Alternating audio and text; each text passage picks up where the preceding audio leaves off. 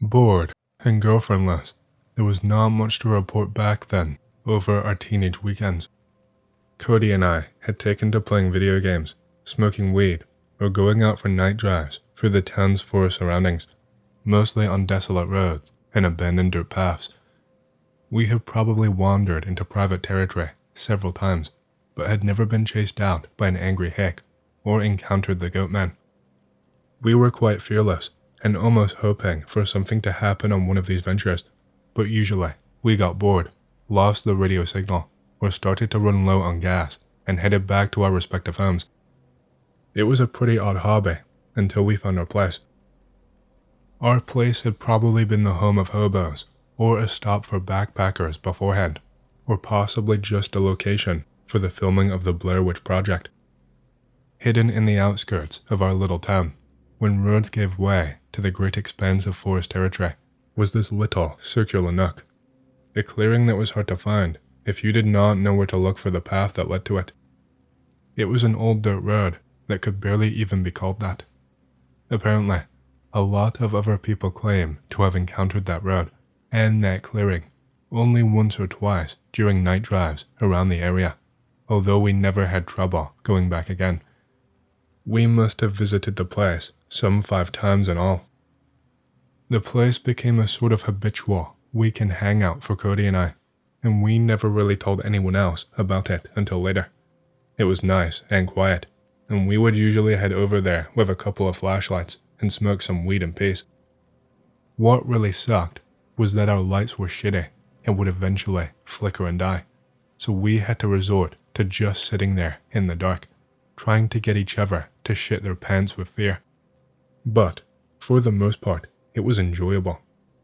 We started to notice that something was up as early as on our second visit though. I guess that for some reason, it did not strike us as strange that the winding road to find the place was never exactly the same. The second time we went there, we were talking about how Cody had left one of our flashlights behind, since they hardly ever worked anyway, and was hoping that it was still there. Since nobody else seemed to visit the clearing, we figured that it would be. We arrived at the place after a couple of dead ends and false starts, and parked in the middle as we usually did. It was always kind of tricky to maneuver our way in, because we could never really get used to exactly where the trees were, and getting Cody's dad's car scratched was something that we could not afford to do. We had brought a second flashlight to look around for the one left behind. It did not occur to us to go there during the day for some reason, and eventually I felt like I had tripped over something and illuminated it. It was part of the flashlight, alright, just a bunch of jumbled, torn cables and a piece of the yellow plastic casing. Soon enough, Cody found another part, and another.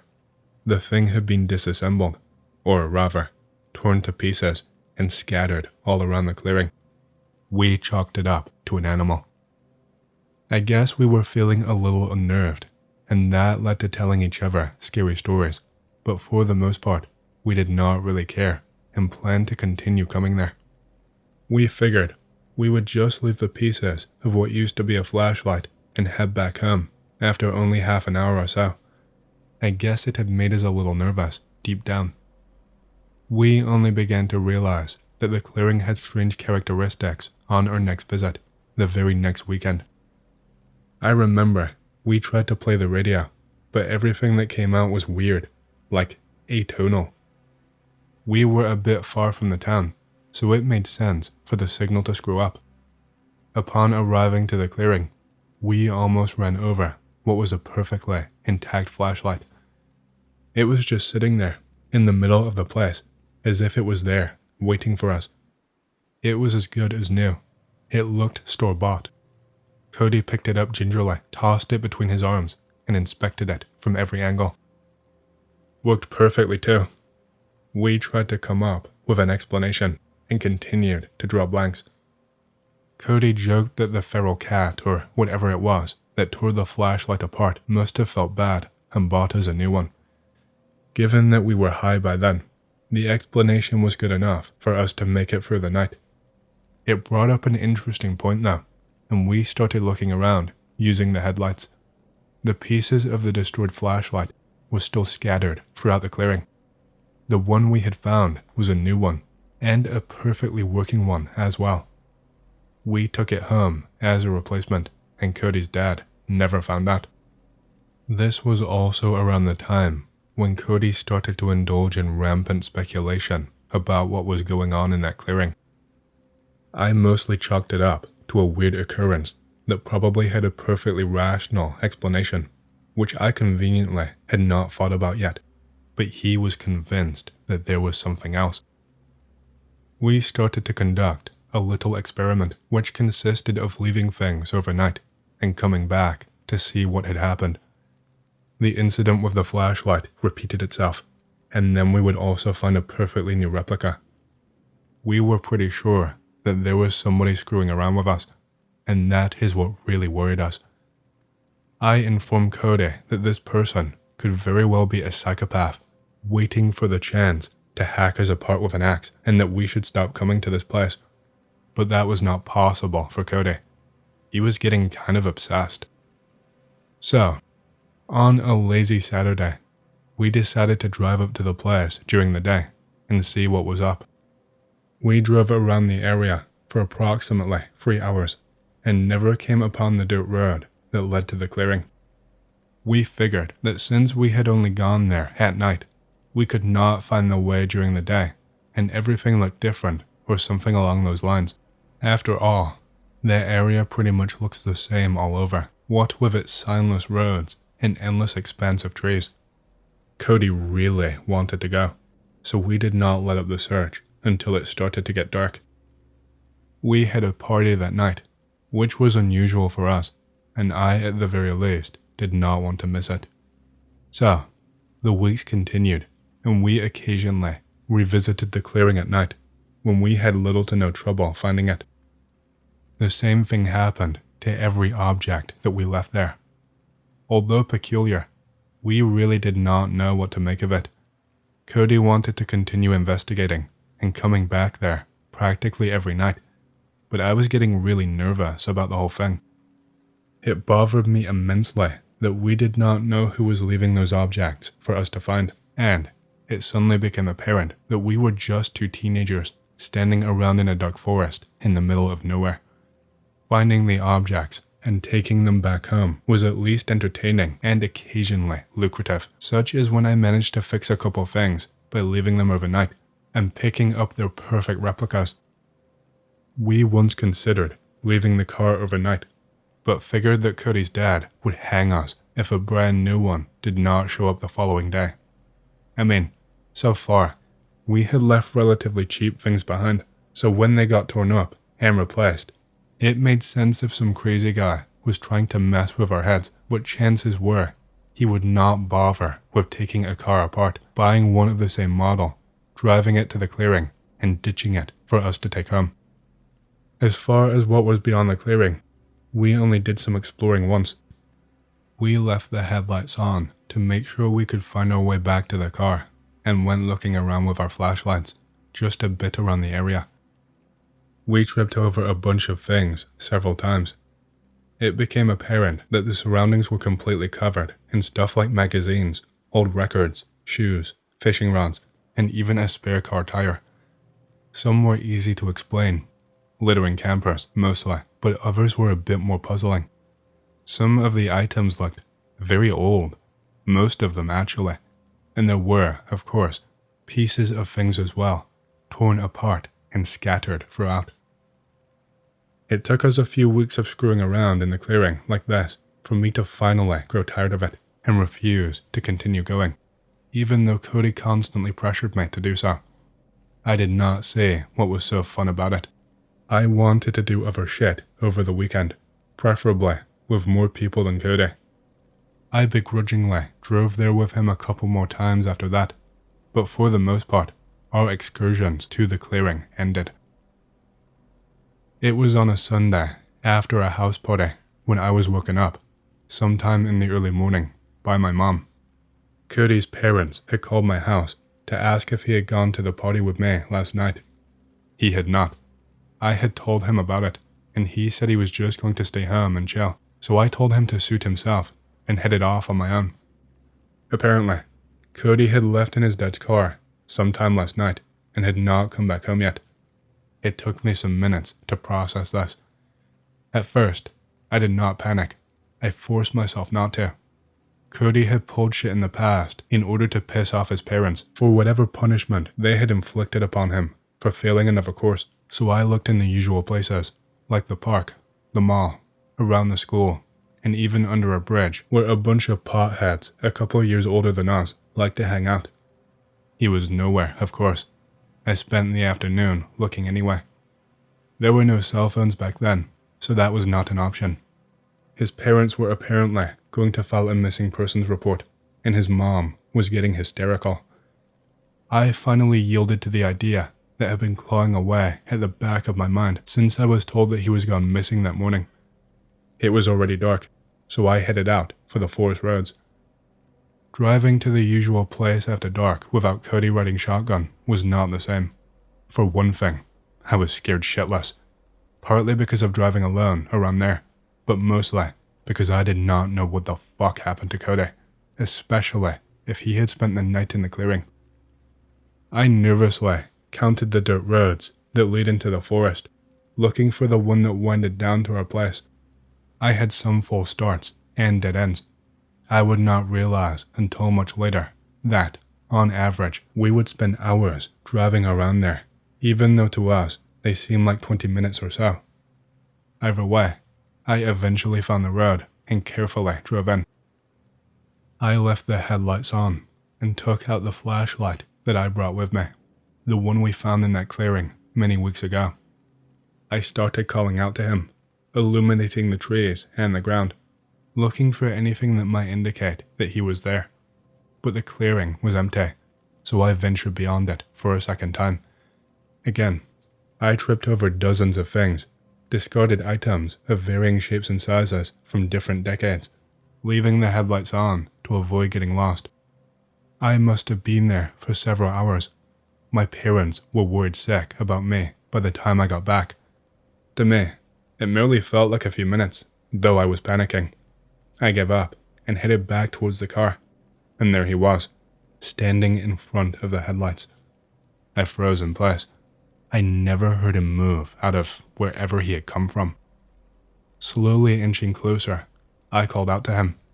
He was naked, though he was mostly a solid shadow standing up against the lights of the car. He stared at me, fixated, without saying anything. I finally got close enough to shake his shoulders, but there was still no reaction. He followed basic commands, and I guided him towards the passenger seat of the car, figuring he was in shock. I sat him down and covered him with my jacket, immediately getting into the driver's seat and starting the car. I turned around and drove as quickly as I could right out of that clearing. I pretended to not see a discarded shoe and what appeared to be a glistening trail of blood off to the side of the road as I headed out. A change of clothes later, I dropped him off at Cody's parents' house, claiming that I found him naked in the forest, which up until that point was true. They did not ask me any questions, though I still had to talk to the police afterwards. It was routine. I left him to be with Cody's family after that, and went home to try and forget. I never said anything. I mean, how could I? There was nothing for me to say without sounding nonsensical or delusional. I have never found my way back into that clearing again. Not that I've tried many times either. I just don't talk to him anymore. As I drove back home on that night, he did not take his eyes off of me. His dull eyes were fixated on my face, and he did not whisper a word. It has been a few days, and apparently he still has not spoken. Cody's parents are worried that he may be in shock, but that's not it. That is not him. He is not the same. I don't know what he is, but he is in their house now. I hope he can do a good enough job of being their son. Hey, I hope you've enjoyed the story so far. If you do and you want to hear more, please please leave a like and subscribe to my channel, and leave a comment down below, as it lets the algorithm know that you like my content and it promotes it to more people. My goal for the channel is to hit 50,000 subscribers, and we're closing in fast, so thank you, and back to the stories. I once went on a very supernatural bow hunt in the upper part of my state. Started off normal enough. I drove my truck in and set up my tent and camp in general, unloaded my horses, and secured them between two trees in the usual fashion. At the end of the day, I had a hot cup of coffee and cooked myself some steak and eggs and dozed off. I woke up the next day, cooked breakfast, took a couple of practice shots at a target I brought with me to warm up, and set off. This is when things started to get creepy. I walked up some of the usual game trails, and all day I did not find anything. No fresh sign, no bugles, and not a single sign of the elk that were usually in the area. I attributed this to the fact that there had been a large hunt before mine, and went back to camp. When I got there, my horses were yanking at their tether and seemed more than a little spooked.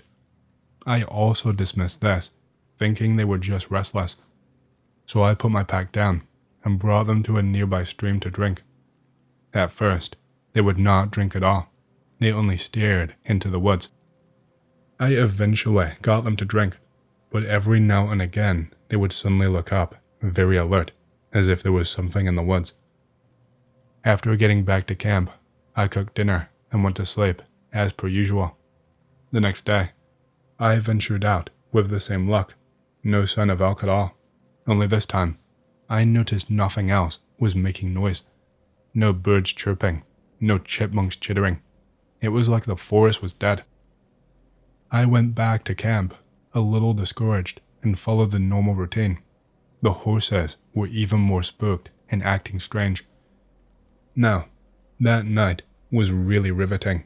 No matter how I tried to explain it, some things just don't add up. I went to bed and was awoken in the middle of the night to my horses screaming and thrashing around. I grabbed my sidearm and went outside in my underwear. There were tracks all over my camp, like something had been wandering around, messing with things, and more often than not, they stopped where there was a window on my tent to ventilate smoke, which was half open. The horses were absolutely terrified, and everything outside was knocked over. The weirdest thing yet was my target, which I had been practicing with twice every day, was gone. I was a little spooked, but attributed this to camp thieves, and went back to sleep with my sidearm close by. This guy's fucking stupid.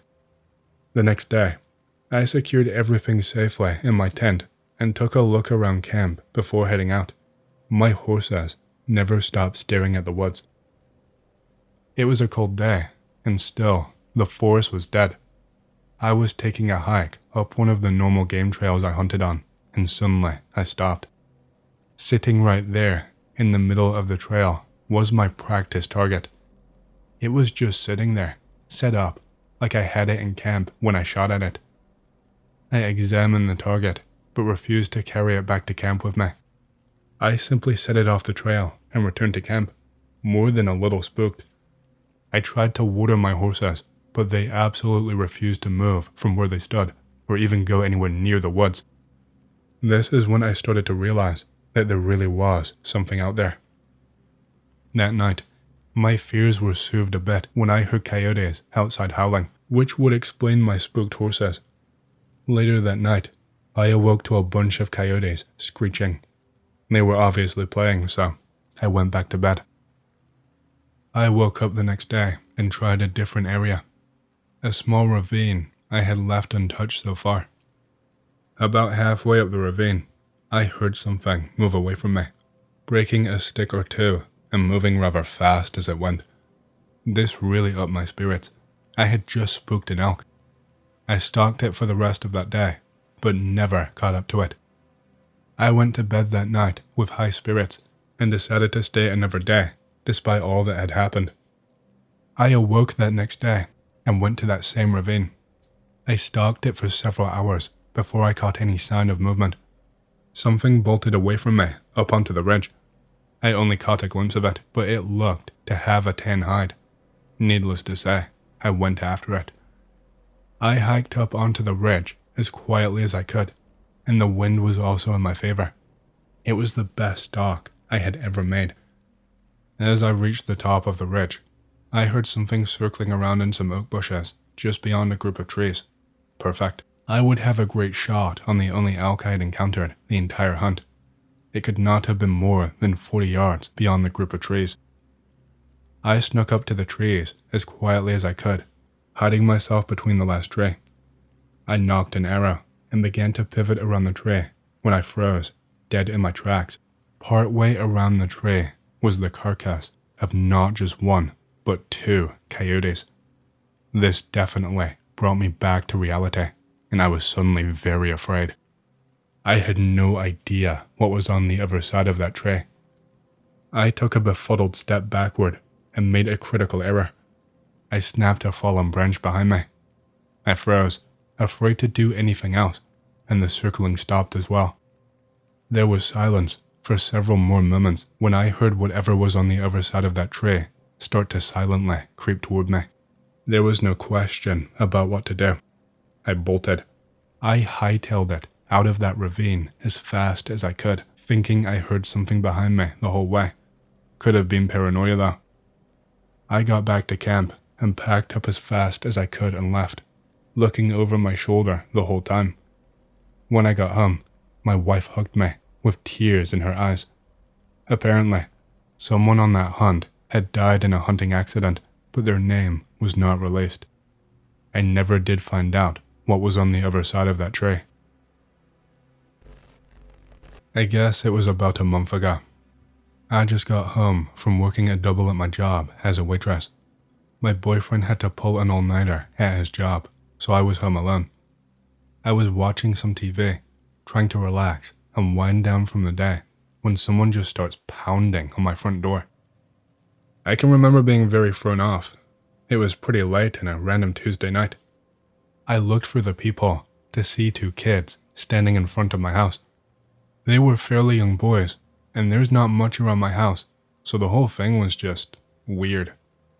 My first thought, however, was that something was wrong, i.e., one of the kids were hurt, they needed help, etc. I opened the door and asked if I could help them. The younger boy just looked straight at his feet, nervously fidgeting. The older one, who acted in charge, spoke, asking if they could use the bathroom.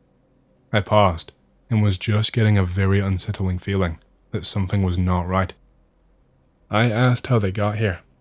When I tell you, there is nothing but woods around my house for miles. I mean nothing. The older boy ignored all of my questions and just insisted that they needed to use the bathroom and that I needed to let them in. The longer I stood, the worse I felt. I swear, this voice in my head just started saying, "Shut the door, shut the door. You're in trouble, shut the door." The older boy got angry and was raising his voice, almost shouting to let them in. I'm not sure how to explain this part, because I badly wanted to lock my door and be done with these kids, but it took everything I had to get my body to move and shut the door. I felt like I had been sucker punched in the gut with fear. I slammed the door and locked every single lock that there was. The kids started pounding, and I mean pounding, on my door. I grabbed my phone and called 911. The person on the other end could hear my door pounding. That is how loud it was. I ran around the house to make sure everything was locked tight.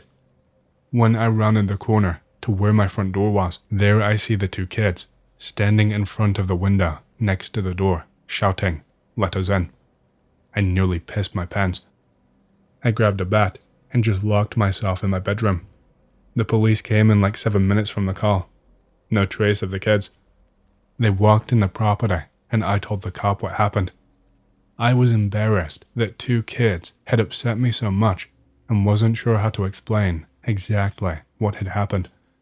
The cop assured me that I did the right thing, that this was one of many recent calls they had gotten involving a similar scenario. This happened when I was studying at the institute. It was a technical school, and I was specializing in metal foundry.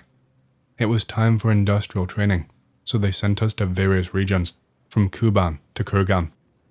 I ended up in a small town in the Perm region, where a friend of our department head had bought an old, defunct factory and started producing all sorts of small things. I did not mind where I went, so I ended up there. The journey was long, train, bus, and finally, I arrived in the middle of nowhere. The town had about 5,000 people, and there was literally nothing to do. The owner of the plant had received an order and needed workers for free shifts. However, it was hard to find people locally. Many were either too old or drinking. They did not pay much, so they put me on the night shift. The factory had not been operational for a long time. Everything of value had been stolen, and most of the workshops were empty. There were about 10 of us working there, mostly elderly workers who had been there before the collapse, and me. One night, about a week later, the fuel oil supply to the drying oven broke down at around 2 a.m. and work stopped. There was silence. People slowly began to disperse. My partner, Vasily Sergeyevich, a man in his 60s, stayed near the oven. We were sitting there when I suddenly heard a loud bang, followed by a hissing sound from outside the shop. Vasily Sergeyevich turned to listen, and after half a minute, the sound repeated, another bang and hissing. He turned to me, and I could see he was scared. "Do you hear that?" he asked. "I hear pops and hissing. What's going on?" I replied. "That is how they release steam in the boiler room. The valve slams and the steam hisses," he explained. "Got it," I said, but then came another bang, another hiss. I could see Vasily Sergeyevich was visibly shaking, and I started to feel a growing sense of dread. "Is something wrong?" I asked. "The boiler room has not been working since 1995. Half the equipment there was stolen a long time ago," he said, trembling. Another bang, another hiss. I felt my heart racing. The boiler room was about 20 meters away from the workshop, with a broken door, sheltered windows, and piles of rusty junk inside. I had peeked in there on my first day when I was exploring the plant. "We need to check it out," I said, my voice unsteady. "As you wish," Vasily Sergeyevich replied. "I am not going." Bang, hiss, and then a scream. We both jumped up at the same time and bolted for the opposite gate of the workshop. The rest of the shift ran too, everyone scrambling for the exit. We all ran out into the fresh air and rushed towards the checkpoint. The guard there was running toward us, shouting, "What the hell is going on?" Everyone started speaking at once, talking about the bangs and the hissing. It turned out that the guard had heard the same sounds and had gone to investigate. Then came the scream. The guard at the checkpoint had a traumatic pistol. He drew it and slowly walked toward the boiler room. We quickly followed him. My teeth were chattering from fear. As we circled the workshop, I noticed the windows on the second floor of the boiler room flickering as if they were afire burning inside. "Fire?" the guard asked, unsure. Bang, hiss. The noise was deafening, like an airplane engine. We both jumped back. "If there's a fire, the lower windows should be lit too," I said. "There is no ceiling, just windows on both levels." Another bang, another hiss, louder this time. I jumped again, and without thinking, I ran back to the checkpoint, my heart pounding in my chest. I did not know I could run that fast. The guard came sprinting after me. We sat in the guard room until dawn, shaking with fear. The telephone was not working, so we could not call for help. The bangs never came again. By morning, the day shift arrived, and we told them what happened.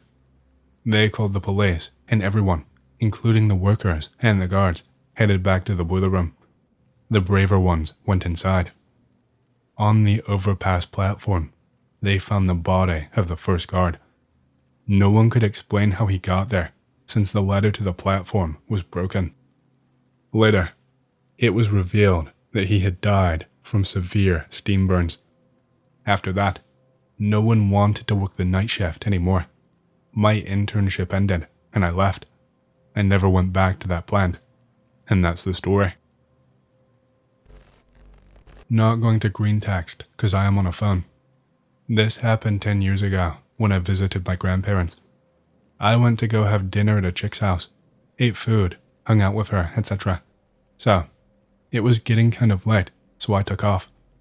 It is 11 something at night, and I finally reached the road.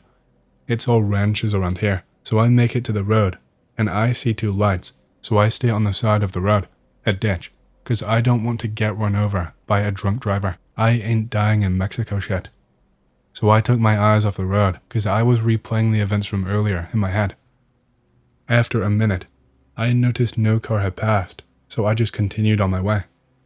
Then I thought, wait, there is only 2 roads, and I am coming from one of them, and the other one was my grandparents' house, and I know for a fact they did not turn in there, cause when I saw the lights, it was already past that road. So my dumbass turned around, and all I see is just 2 floating lights. I ran my ass back to my grandparents' house. I did not sleep for shit that night. This happened in the outskirts of Jalisco.